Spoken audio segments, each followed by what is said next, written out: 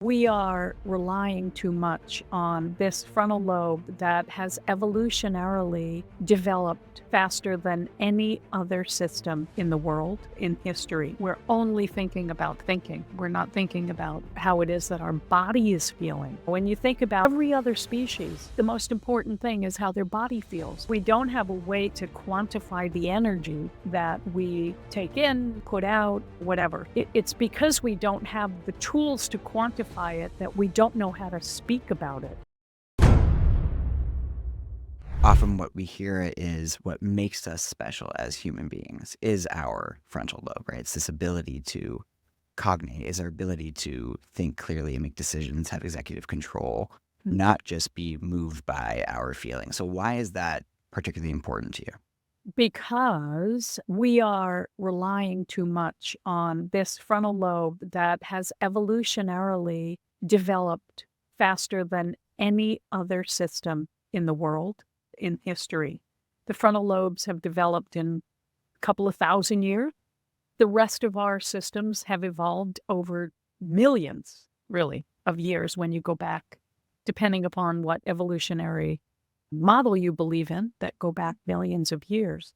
So for this to be developed so fast, what's happening is it's overdeveloping the more primal areas in our brain. And the word I want to use, squashing them out. So we're forgetting about feeling.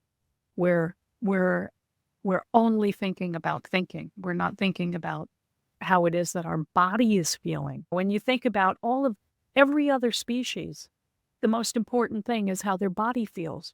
What do they hear? Is there a predator? Yeah, are they hungry? Those kinds of things. Those are really important things for survival, but also for emotional survival. And we put too much emphasis on thinking rather than feeling.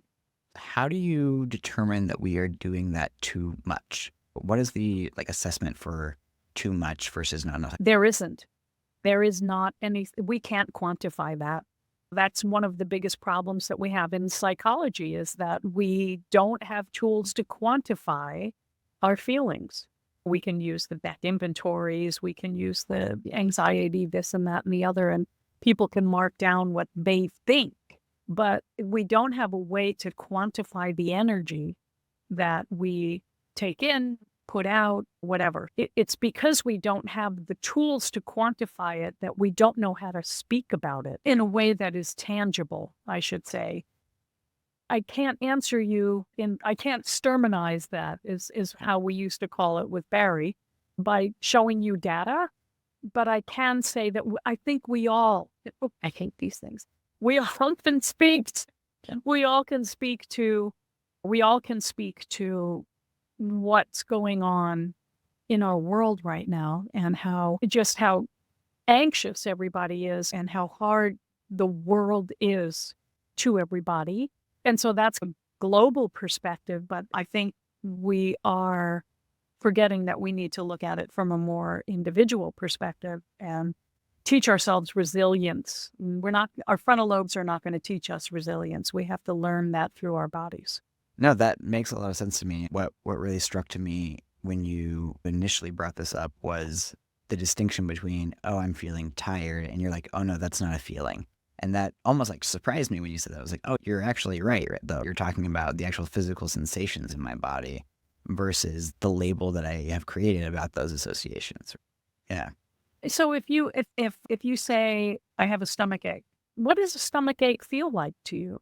It might be something completely different to me. It might be, for me, it might be my muscles feel really tight and I can't breathe properly. For you, it might be I just feel all this gas or butterflies or whatever. It's a different experience. So, it needs to be, from my perspective, I'm not a clinician anymore, but when I was, this is what I would do. Now I teach people who are wanting to be clinicians in this area to look for those kinds of things, to teach people to recognize what their body is experiencing, even if there aren't words for it. I love that Joni Mitchell said, laughter and crying, it's all the same release. If I laugh, I feel it in my gut. If I cry, I have the same exact feeling in my gut. It's exactly the same feeling. But my frontal lobe is telling me, right now you're happy or right now you're sad. So it's understanding that physiological experience that is where biofeedback and neurofeedback become really valuable to someone who wants to understand themselves better from that perspective. Yeah.